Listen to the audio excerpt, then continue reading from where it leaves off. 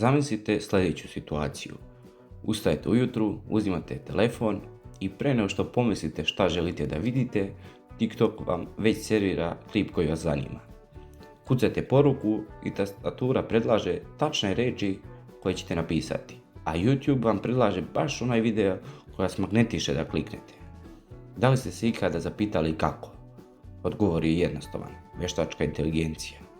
Ali šta je zapravo AI? Kako funkcioniše i zašto svi, bukvalno svi od biznismena do youtubera pričaju o njemu? U ovom videu ću objasniti vam sve, prostim rečima, bez tehnološkog žargona, bez dosadnih definicija, šta je AI. AI ili veštačka inteligencija je sposobnost računarskog sistema da uči, razmišlja i donosi odluke, slično kao čovjek. Ali da pojednostavimo, zamislite da imate robot komšiju. U početku ne zna ništa, ne zna ni kako se pravi kafa, paliva cvijeće, ni kako se otvaraju vrata, ali vi mu svakog dana pokazujete kako se to radi. I posle nekog vremena on nauči, bez da ga programirate za svaku situaciju. To je suština AI-a, sposobnost da uči iz iskustva, bez da mu sve nacrtamo. Primjeri koje svi koristimo svaki dan. Možda mislite da AI koriste samo naučnici, programeri i ljudi u belim mantilima. Ali istina je, koristiš ga i ti, sad, ovdje. Evo nekoliko primjera. YouTube preporuke. AI analizira šta gledaš, koliko dugo gledaš, šta lajkuješ i nudi ti sličan sadržaj. Google Translate prevodi cijele rečenice i čak sa kontekstom. Instagram i TikTok algoritam.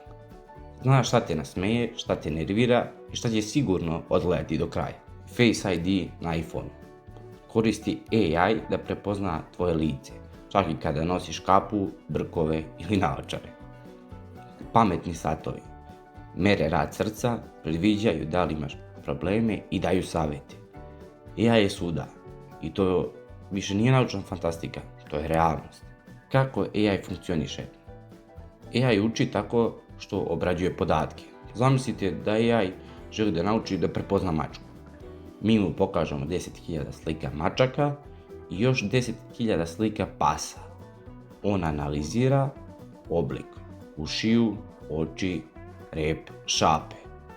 I sljedeći put kada vidi novu sliku kaže aha, ovo liči na mačku.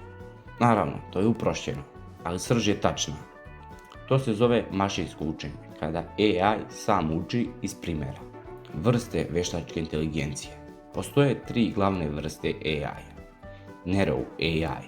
To je ono što danas koristimo.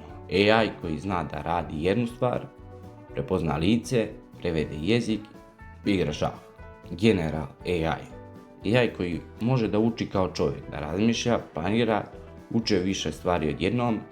To još ne postoji, ali se razvija. Super inteligencija. Teorijski nivo AI-a koji je pametniji od ljudi. Ovo Elon Musk često govori i mnogo ga se plaše. Gde se danas najviše koristi AI?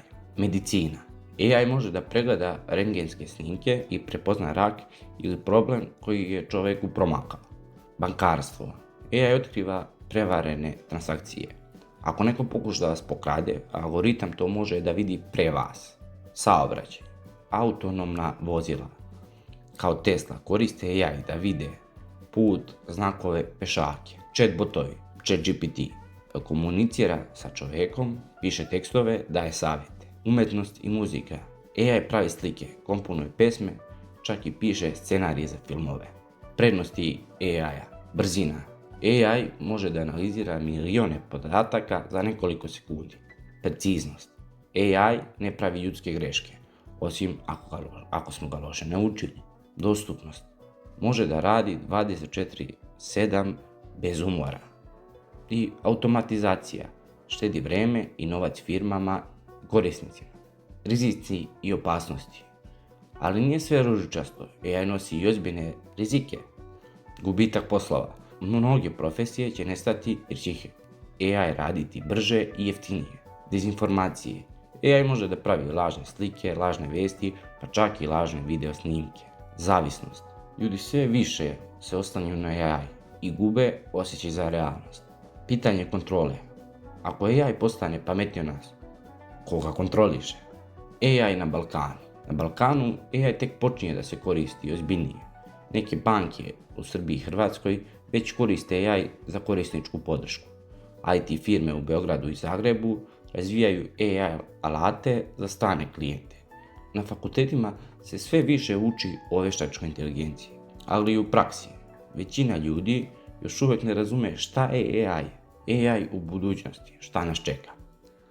Za 5 do 10 godina AI će praviti većinu tekstova koje čitate na internetu, učestvovati u lečenju bolesti koje danas smatramo neizlečivim, voditi razgovore sa vama. Toliko realno da nećete znati da nije čovjek. Možda čak i postati deo vlasti, kao savjetnik u politici. Zvuči kao naučna fantastika. Ali sjetite se, pre 10 godina niko nije vjerovao da telefon može da bude i kamera, i banka, i vozač, i lični trener. A danas jeste. AI nije nešto što dolazi, AI je već tu. I ako želimo da ga koristimo pametno, mora da ga razumemo. Ne treba da nas plaši, treba da nas motiviše, jer ako ga mi ne naučimo da služi čovjeku, možda će jednog dana čovjek služiti njemu. Ako ti se svidio ovaj video, ostavi like, napiši u komentarima da li ti je AI fantastičan ili zastrašujući i zaprati ovaj kanal.